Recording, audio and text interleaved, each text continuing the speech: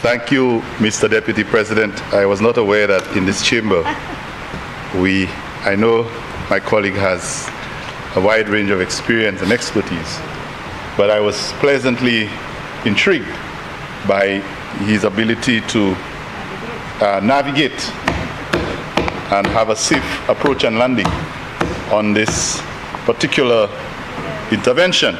So I thank him, and I think it has enlightened many of us who may have had a little issue understanding some of the business or the issues that are related to civil aviation and the implications. Just to add, Madam President, on Mr. Deputy President, with my brief rebuttal here, that while it is true that sometimes we feel as if the international external forces are imposing on us, as we have noticed in many areas, the Finance Management Act is one of them, where you feel as if sometimes the hands of the Minister of Finance is tied. The issue with CIP is another one, where some of these international big boys want to, even when you have done everything they ask you to do with your due diligence and everything, they still have pressure on you. But when you look behind the scenes, the same countries that they're telling you can't do business with, they're doing it. When we come to the cannabis bill in a while, you will also note, Mr. Deputy, that in some of these places, there are restrictions about where revenue that you raise in cannabis can go. But these very people are deriving revenue from that cannabis that they spend and they use in their own country. So yes, there is an argument about our sovereignty.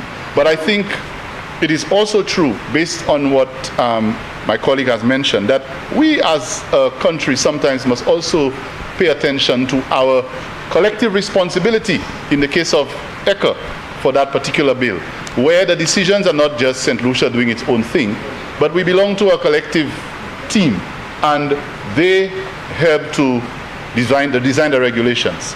So let me just say one thing to the opposition in that regard. There are other regional institutions that we belong to, and we are subjected to the collective decisions that they make. And one of them is CARICOM. I remember a few years ago I stood over there, and that presentation was recorded and sent to me by someone. I didn't even know it was. And then I realized I had to be standing there reminding the government then that when CARICOM makes a decision as a collective, it's binding for us, we're part of it, that St. Lucia cannot then on its own go and do its own thing. And I'm saying that to make a point. There was a time when there was an issue in Venezuela and there was a big crisis with Guaido and I think it was Maduro, the two. One president and another one claiming to be president. And CARICOM took a decision. St. Lucia is a member of CARICOM. The heads of CARICOM decided that we are taking a decision where we are sticking with what exists now and recognizing the sovereignty of this country with a particular president. But a few people, a few members of CARICOM, including our then Prime Minister, the Prime Minister at the time who's now in opposition, decided to go on a tangent alongside 2 or 3 other members of the CARICOM team, and who were subscribing to what we call the Lima group. I don't know if you remember that. It was a renegade group that decided that they were going to side with certain people to recognize a certain person as president. And at the time I said, we must be very careful as a sovereign state who we align ourselves with, particularly when CARICOM has made a particular decision. Mr. President, I rise in a point of order. Senator Fede, yes. Yeah, the member is grossly misleading the House. There is no treaty that St. Lucia or any CARICOM members are signatory to that binds them in law to take a position on matters of foreign policy. The OECS is far deeper in terms of its integration than CARICOM. And so, apart from the CSME and a few other things, CARICOM is very loose, my friend. And so just be very careful. CARICOM heads did not take a position. I mean, there's a reason why there are 4 CARICOM countries that are with Taiwan and the others are not. Because there is still that flexibility for CARICOM countries to take their individual position on foreign policy. And so the former Prime Minister, which is the leader of the opposition, my leader, was very much within his right to take a position based on how he is convinced about it. If your government sees Venezuela differently, that's your prerogative. Thank you.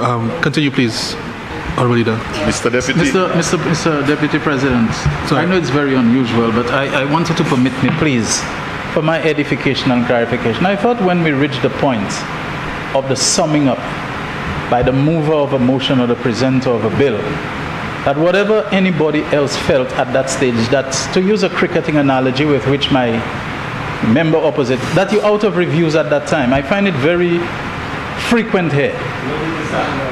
Yeah, in other words, at the point of summing up, why is the honorable senator He's still entitled to rise on a point of order, which is what he said he was doing. He's still entitled to rise on a point of order. But please continue, Honorable Leader of Government. Yes, you see, Mr. Deputy, he did rise on a point of order, but I'm still trying to figure out what it was, the point of order. But anyhow, I will obey your instructions to continue. And to sum up here, maybe it's a good time to sum up, because this sometimes can be very tiring.